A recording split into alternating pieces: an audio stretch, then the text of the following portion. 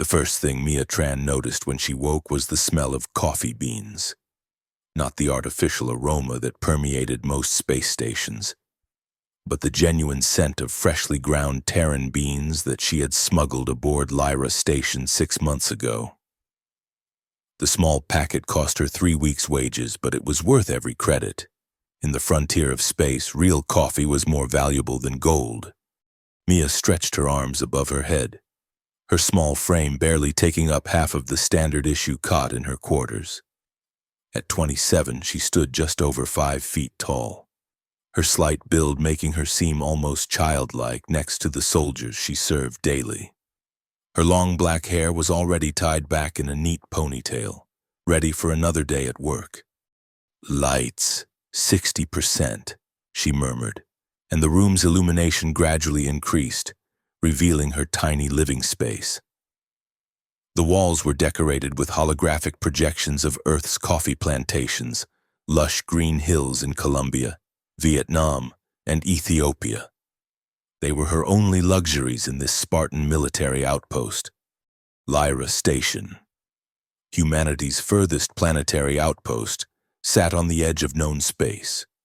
Originally built as a research facility, it had been hastily converted into a military fortress when the Kravtol invasion began 3 years ago.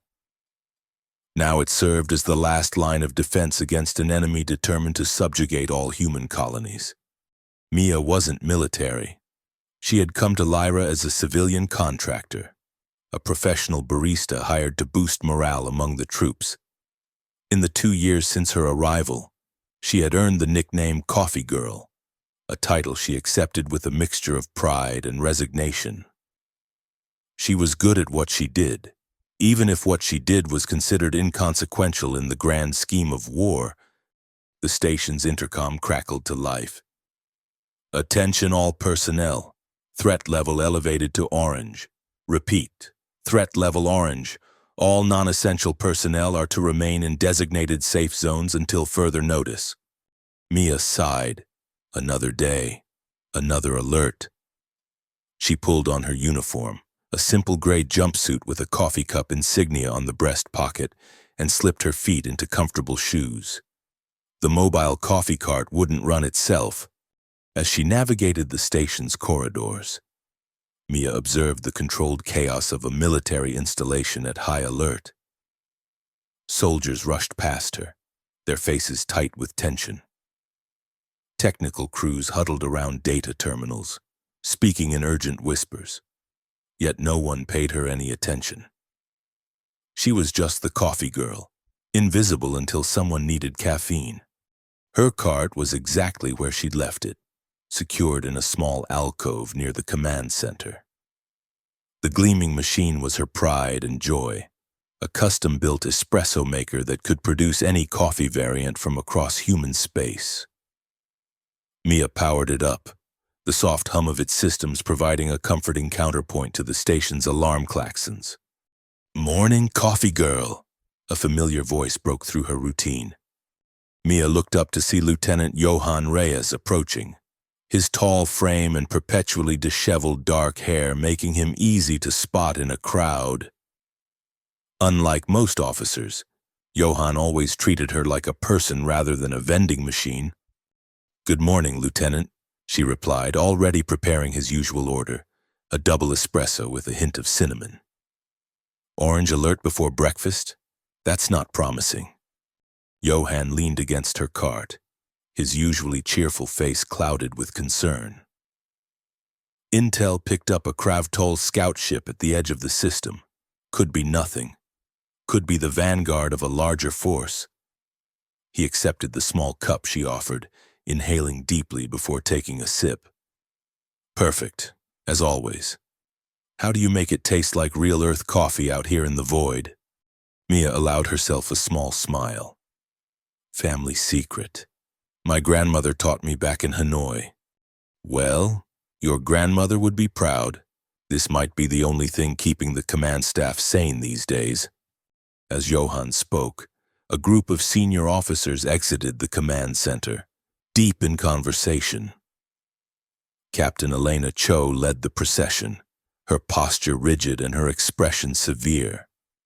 Behind her followed several officials Mia didn't recognize, likely visiting dignitaries or intelligence officers from Central Command.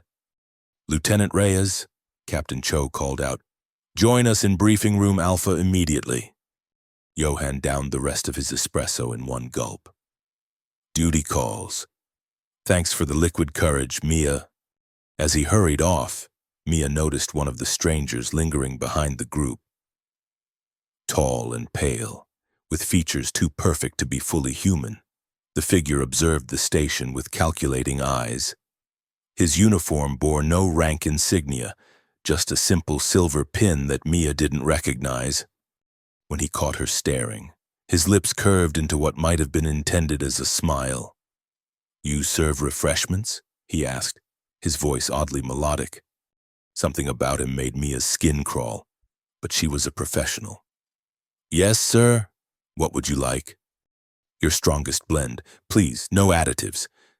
Mia nodded and began preparing a simple black coffee using her premium beans. As the machine hummed, an uncomfortable silence settled between them. "You are not military," the stranger observed. "Yet you remain on a frontier station during wartime. Curious." "Someone has to keep the soldiers caffeinated," Mia replied lightly, though her heart was racing. There was something deeply unsettling about this man. When she handed him the steaming cup, their fingers briefly touched. His skin was cold, almost reptilian. Mia suppressed a shudder. "Thank you," he said, raising the cup to his lips. Then he paused, his eyes, which now seemed to reflect light like a cat's, fixed on her face. "You have unusual features. Your genetic heritage is interesting." Before Mia could respond, a strange impulse seized her. Almost without thinking, she murmured an ancient Vietnamese blessing her grandmother had taught her. "Uong Trong Bin An." "Drink in peace." The stranger froze, his cup halfway to his mouth. For a split second, his features seemed to shimmer, like a hologram experiencing interference. Then he composed himself, though his eyes remained fixed on Mia with new intensity. "What language was that?" he asked, his voice now sharp. "Just an old Earth language, Vietnamese. It's a blessing for good health." Mia explained, suddenly wishing she had kept quiet. The stranger set down his untouched coffee. "Fascinating. Thank you for the cultural exchange." He turned and walked away, but not before Mia caught a glimpse of him tapping something on his wrist communicator. She had the distinct impression she had just made a terrible mistake. The rest of the morning passed in a blur of routine orders and forced smiles. Mia couldn't shake the feeling of unease that had settled over her after the encounter with the strange visitor. By midday, she had convinced herself she was being paranoid. After all, she was nobody important, just the coffee girl. At 14 hours, the station's alert level was raised to red. All non-essential personnel were ordered to secure shelters. Mia was packing up her cart when two security officers approached her. "Mia Tran?" one of them asked, though it wasn't really a question. "Yes?" "Please come with us. Captain Cho needs to see you immediately." Mia's stomach dropped. In her 2 years on Lyra Station, she had never been summoned by the captain. "My cart." "Leave it. This is urgent." They escorted her through unfamiliar corridors, deeper into the station than she had ever been permitted to go. They passed through 3 security checkpoints, each requiring retinal scans from her escorts. Finally, they arrived at a door marked simply, "Command, authorized personnel only." Inside, Captain Cho stood at the head of a conference table, surrounded by her senior staff. Lieutenant Johann was there, looking as confused as Mia felt. So was the strange visitor from earlier, standing in the shadows near the back of the room. "Miss Tran," Captain Cho said, her voice clipped and formal. "Thank you for joining us." I apologize for the abrupt summons, but we have a situation that concerns you directly. Mia swallowed hard. Me? I don't understand. Dr. Aylan Koshi, the station's chief medical officer, stepped forward. In her 50s, with silver-streaked black hair and compassionate eyes. She was one of the few people besides Johann who treated Mia kindly. Miss Tran, are you aware of any unusual medical conditions or genetic modifications in your family history? Dr. Koshi asked gently. No, Mia replied, bewildered. We're just ordinary people. My parents were academics. My grandmother ran a coffee shop in Hanoi. There's nothing special about us. The strange visitor moved into the light. That is incorrect, he said.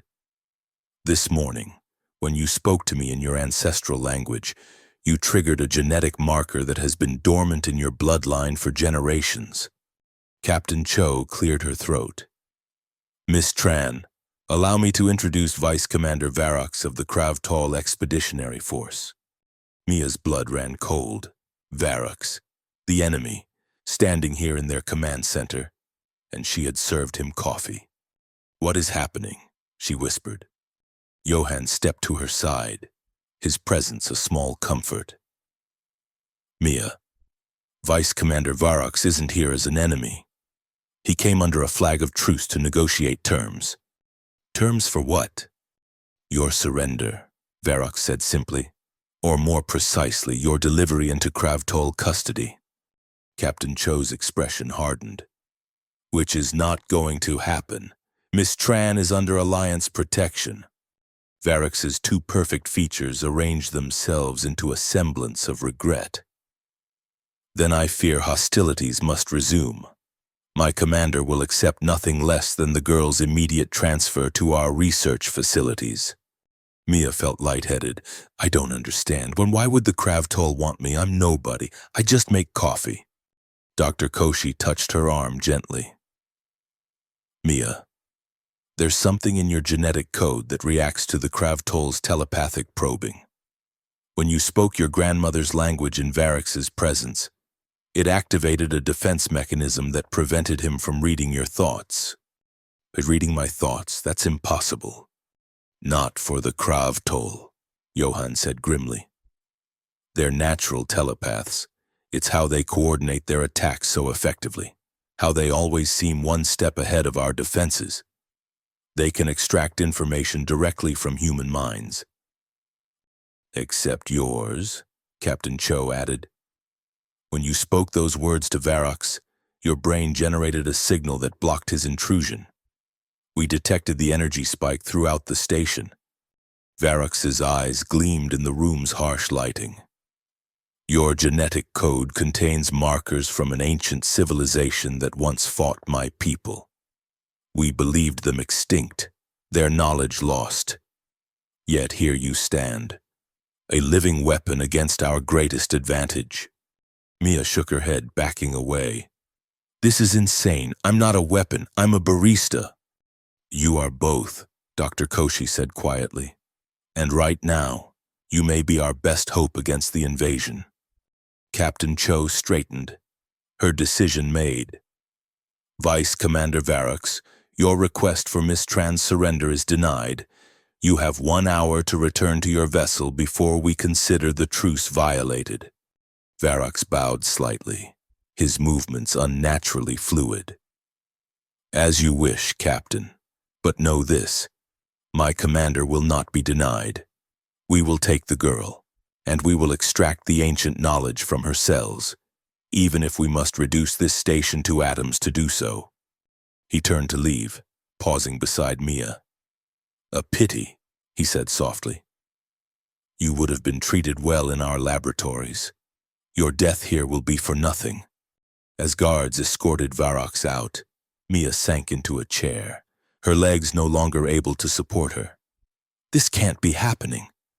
I'm afraid it is, Dr. Koshi said, sitting beside her. And we need to move quickly. If my theory is correct, your genetic code contains information that could help us defend against the Kravtal's telepathic abilities. Johann leaned against the table, How is that possible? How could Mia's family have alien DNA? Not alien, Dr. Koshi corrected. Ancient human. There are theories that early humans encountered advanced civilizations that shared knowledge and, in some cases, integrated their genetic information into willing subjects to preserve it. Like a living library, Captain Cho mused. Exactly. The information was designed to remain dormant until needed, triggered by specific linguistic patterns and proximity to certain stimuli. Mia looked up, her mind racing to catch up. Like the presence of a Krav Toll? Dr. Koshi nodded. Precisely. Your grandmother's blessing was the key that unlocked the door. My grandmother, Mia whispered. She always said our family had a sacred duty to remember the old ways, the old words. I thought it was just superstition. Captain Cho straightened. Dr. Koshi, take Miss Tran to the medical bay immediately. I want a full genetic workup. Lieutenant Reyes, coordinate with security. I want triple guards on all access points. The Krav Toll will be coming for her, and they won't wait long. As the room emptied, Johann stayed by Mia's side. Don't worry, he said softly. I won't let them take you. Mia looked up at him, fear and confusion warring in her eyes. Johann, I'm just the coffee girl. I can't be what they think I am. He squeezed her shoulder gently. Maybe being the coffee girl is exactly what the universe needed you to be. In the medical bay, Dr. Koshi worked with quiet efficiency, drawing blood samples and conducting neural scans while Mia sat numbly on an examination table. The doctor's assistants kept their distance, shooting curious glances at the suddenly important barista. The genetic markers are unmistakable, Dr. Koshi explained as she studied a holographic display of Mia's DNA. Your genome contains sequences that don't match standard human patterns. They appear to be artificial constructs designed to interact with your brain's electromagnetic field. So I have some kind of alien technology in my head? Mia asked, trying to keep her voice steady. Not alien, ancient human, but far more advanced than anything we can currently create. I believe it was placed there to protect against the Krav Toll's mental intrusions. A thought occurred to Mia. If it's been in my family for generations, why hasn't anyone noticed before? The gene appears to be recessive, only expressing fully in certain individuals. Based on your genetic profile, you're a perfect match for full expression. Dr. Koshi paused, studying Mia with newfound respect. Your ancestors were chosen very carefully. Before Mia could process this information, alarms blared throughout the station. The intercom crackled.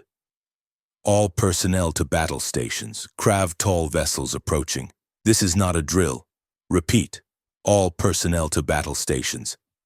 Dr. Koshi quickly secured the blood samples. They didn't even wait for the truce to expire. We need to get you to a secure location. As if on cue, the medical bay doors slid open and Johann rushed in, now wearing full combat armor. Doctor, Captain Cho wants Mia moved to the central vault immediately. It's the most secure location on the station. I'll gather my equipment, Dr. Koshi replied, already packing essential tools into a portable case. Johann turned to Mia, his expression grave. A Krav Toll battle cruiser just dropped out of hyperspace. They're launching boarding craft. Because of me, Mia whispered, the weight of responsibility crushing down on her. All of this is happening because of me. No, Johann said firmly. This is happening because the Krav Toll fear what you represent. You're not responsible for their actions. As they hurried through the corridors, the station shuddered under enemy fire. Emergency lights pulsed red, and the sound of distant explosions echoed through the metal hallways. Soldiers rushed past them, heading toward the outer sections where the Krav Toll would attempt to breach. The central vault was located at the very heart of Lyra Station, protected by multiple security barriers and a dedicated defense system. Originally designed to house sensitive research data, it now served as the station's most secure bunker. Captain Cho was waiting for them at the vault entrance, her uniform immaculate despite the chaos around them. "Miss Tran, Dr. Koshi, inside, quickly. Lieutenant Reyes, you'll remain here as their protection detail." Captain," Johan began to protest, but Cho cut him off. "That's an order, Lieutenant. Your tactical expertise is needed here. The primary defense teams are engaged at the outer rings, but if the Krav Toll break through, you're our last line of defense." Johan saluted stiffly. "Yes, Captain." As Captain Cho hurried away to coordinate the station's defense, Mia, Johan, and Dr. Koshi entered the vault. The heavy doors sealed behind them with a reassuring thud, momentarily muffling the sounds of battle. The vault was surprisingly spacious, with several interconnected chambers filled with research equipment and computer terminals. The central room contained a circular platform surrounded by monitoring devices, clearly the heart of whatever research had been conducted here. "What is this place?" Mia asked, taking in the advanced technology. "Project Mnemosyne," Dr. Koshi replied, moving to activate the central console. "A classified research initiative studying ancient human artifacts and knowledge. It seems fitting that you should end up here." Johan took up position near the door, checking his weapon. "How long before you can determine if Mia's genetic code can actually help us?" Dr. Koshi sighed. "Hours, maybe days. This isn't something we can rush, even under these circumstances." The vault's communication system crackled to life. "Lieutenant Reyes, this is Captain Cho. The Krav Toll have breached sections 7 through 12. They're moving faster than we anticipated. Prepare for possible contact." "Understood, Captain," Johan replied, his face grim.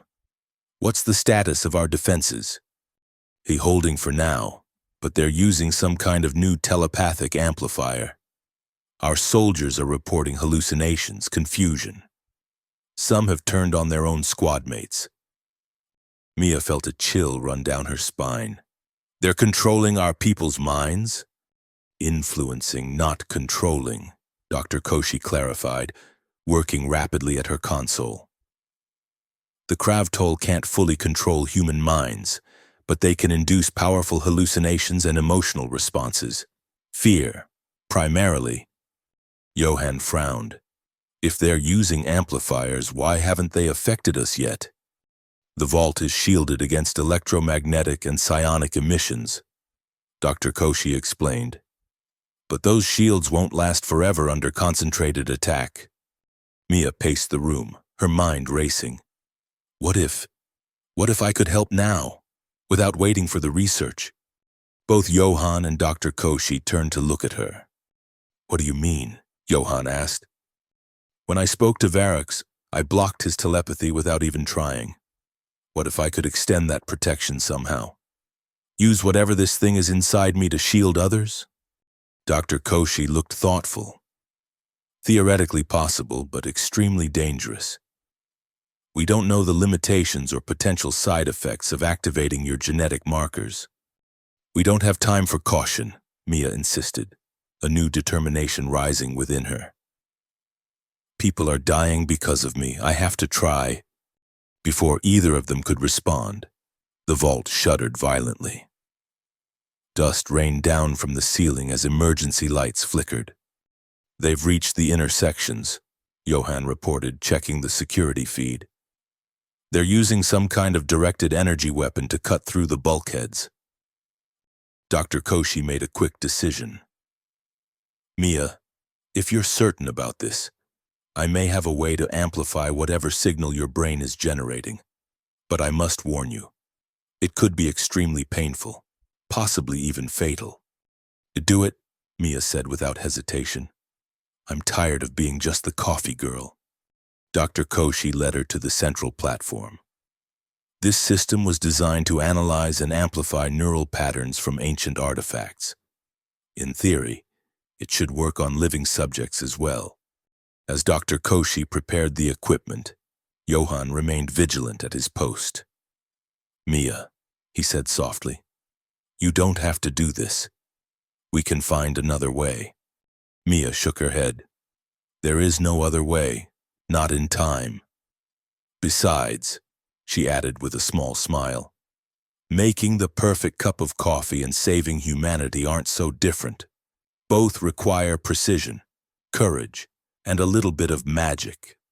Dr. Koshi attached neural sensors to Mia's temples and wrists. "The system will scan your brain's electromagnetic patterns and attempt to identify the signature that blocked Varrox's telepathy. Once found, it will help you amplify and project that pattern throughout the station." "Will it hurt?" Mia asked, trying to keep her voice steady. "I won't lie to you, yes, it probably will. Your brain isn't accustomed to this kind of activity." Mia took a deep breath and nodded. "I'm ready." As Dr. Koshi activated the system, Mia felt a strange tingling sensation spread from the neural sensors throughout her body. It was uncomfortable but not painful. At least not yet. "I'm detecting unusual activity in your temporal lobe," Dr. Koshi reported, studying the readings. "It appears to be responding to the system's probes. I'm going to increase power gradually." The tingling intensified, becoming a burning sensation that made Mia grit her teeth. Sweat beaded on her forehead as her body tensed against the growing pain. "Her neural patterns are shifting," Dr. Koshi announced, her voice tense with concentration. "I've never seen anything like this. It's as if her brain is reconfiguring itself to access dormant pathways." Johann cast worried glances at Mia between checking the security feeds. "Is she going to be all right?" "I don't know," Dr. Koshi admitted. "This is uncharted territory." Suddenly, Mia gasped as a flood of images and sensations overwhelmed her consciousness.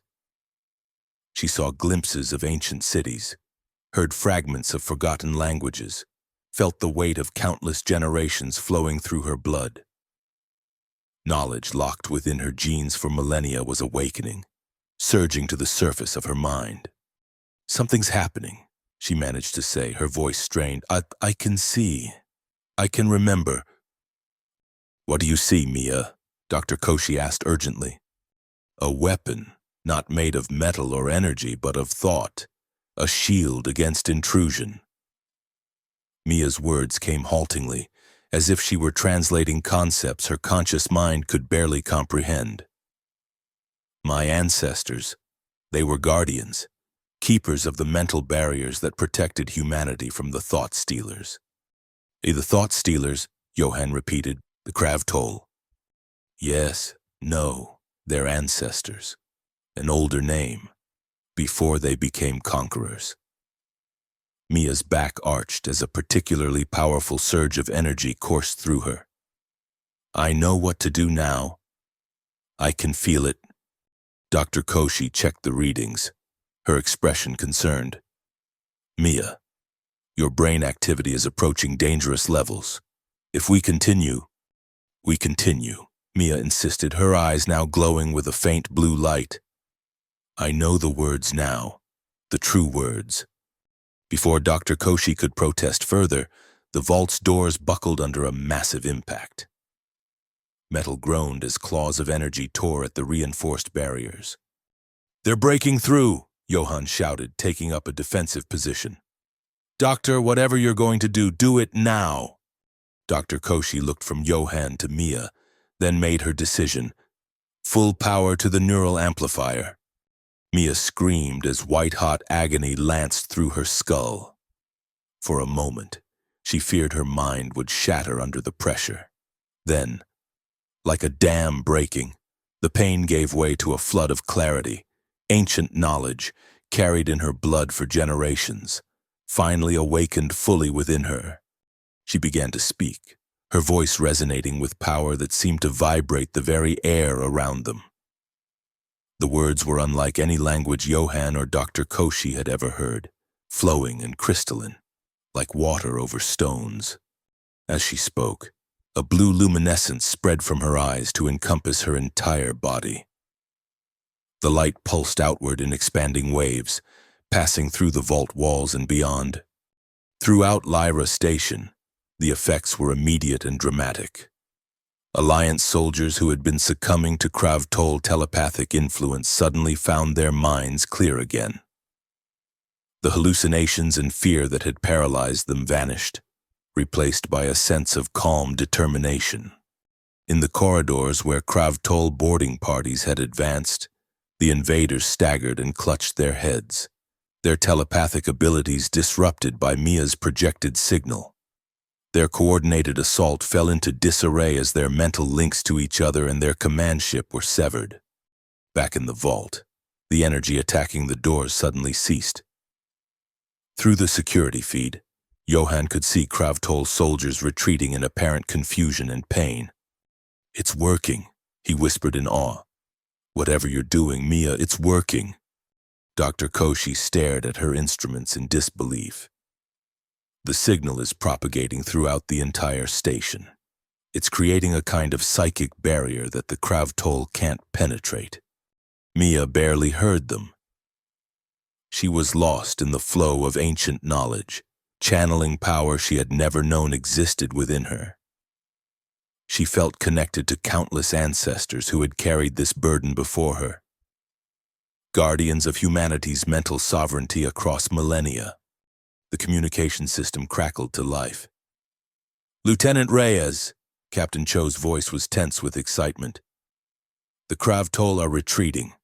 Their boarding parties are abandoning their positions and their ships are pulling back from the station. What's happening down there?" "It's Mia, Captain," Johann replied, unable to keep the pride from his voice. "She's projecting some kind of counter-telepathic field. The Krav-Toll can't handle it." "Maintain the effect as long as possible," Captain Cho ordered. "We're launching a counter-offensive now." As the battle turned in humanity's favor, Mia began to falter. The strain of channeling such power was taking its toll on her body. Blood trickled from her nose, and her skin had grown pale and clammy. "Mia," Dr. Koshi said urgently, noting her deteriorating vital signs. "You need to stop. Your body can't sustain this level of neural activity much longer." But Mia shook her head slightly, never pausing in her rhythmic chanting. Through the haze of pain and exhaustion, she sensed something crucial. A presence on the Krav-Toll command ship, a mind more powerful and ancient than the others. Varox's commander, with the last of her strength. Mia focused her thoughts on that distant presence. In her mind's eye, she saw a tall, regal figure seated in a command chair, directing the Krav-Toll fleet with the force of his will alone. General Krav-Zul, descendant of the original thought stealers who had driven Mia's ancestors into hiding millennia ago. She directed a pulse of energy specifically at him, not an attack, but a message. In the ancient language that flowed through her blood, she conveyed a simple truth. "We remember. We survive. We will never yield our minds to you." On the Krav-Toll command ship, General Krav-Zul reeled as the message pierced his carefully constructed mental shields. For the first time in his long life, he felt fear. The genetic guardians his ancestors had tried so hard to exterminate had survived, hidden among the seemingly primitive humans. And now they had awakened. He gave the order to withdraw. The Krav-Toll fleet would return to their territory and reconsider their strategy. This was no longer a simple conquest. It was the rekindling of an ancient war. As the last Krav-Toll ship jumped to hyperspace, Mia collapsed on the platform, the blue light fading from her eyes. Johann rushed to her side, cradling her limp form. "Doctor!" he shouted, "she's not breathing." Dr. Koshi was already in motion, medical equipment in hand. "Her system is in shock. The neural load was too much." She pressed an emergency respirator to Mia's face and administered a cardiac stimulant. "Come on, Mia, don't give up now." For several agonizing moments, Mia remained unresponsive. Then, with a sudden gasp, she drew breath. Her eyes fluttered open, once again their normal deep brown. "Did it work?" she whispered, her voice hoarse. Johann smiled, relief washing over his features. "It worked. You saved everyone." The aftermath of the battle brought profound changes to Lyra Station and to Mia herself. The Alliance High Command, upon learning of the events, immediately classified all information regarding Mia's abilities. She was no longer just the coffee girl. She was now Asset Nemazin, a living weapon against the Kravtol invasion. Dr. Koshi became her primary physician and research partner, working to understand the full extent of the genetic knowledge hidden within Mia's DNA. Each day brought new discoveries, new memories surfacing from the depths of her ancestral consciousness. Johann remained by her side throughout, his initial respect blossoming into something deeper as they worked together to prepare for the inevitable return of the Kravtol fleet. 2 months after what became known as the Battle of Lyra, Mia stood at the observation deck, watching distant stars through the reinforced glass. Her reflection showed subtle changes. Her eyes occasionally flickered with blue light when she accessed the ancient knowledge, and a streak of premature white ran through her dark hair, a physical manifestation of the power she had channeled. She heard footsteps behind her and turned to see Johann approaching, 2 steaming cups in his hands. "I thought you might like some coffee," he said, offering her one. "I made it myself. So it's probably terrible compared to yours." Mia accepted the cup with a smile. "I'm sure it's fine. The secret isn't in the brewing, it's in the intention." They stood in comfortable silence for a moment, sipping their coffee and contemplating the vastness of space. "A high command sent new orders today," Johann finally said. "They're converting Lyra Station into a full research and defense center focused on counter-telepathic technology. Dr. Koshi will lead the scientific division. And you? I've been promoted to captain. I'll be heading security and defense operations." He hesitated.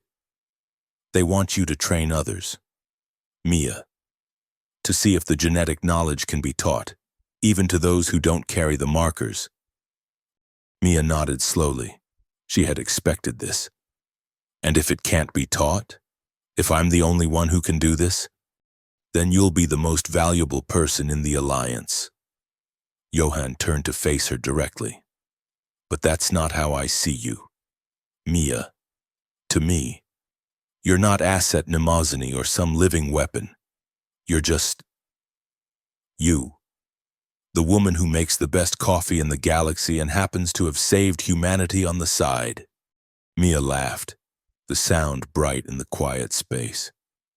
"Just a barista with a side gig defending against alien invasions. I can live with that." Her expression grew more serious. "They'll be back, you know. I felt it when I touched the General's mind. This isn't over, it's just beginning." "I know," Johann said softly. "But this time we'll be ready, and we have something they never expected." "What's that?" He smiled. "Coffee girl." Mia looked out at the stars again, feeling the ancient knowledge stirring within her. For generations, her family had carried this burden without knowing its purpose. Now, at the edge of human space, she had finally fulfilled the destiny written in her genes. She was no longer just the coffee girl. She was a guardian of humanity's mental sovereignty, a living link to an ancient past, and perhaps the key to humanity's future among the stars. But she would still make a damn good cup of coffee. In her quarters that night, Mia dreamed of ancient cities and forgotten wars, of ancestors who had hidden their knowledge in the most secure vault they could imagine, the human genome itself. She saw faces similar to her own across the centuries, each carrying a fragment of the whole, waiting for the moment when it would be needed again. She awoke with tears on her cheeks and a new resolve in her heart. The Krav Toll would return, perhaps with new defenses against her abilities.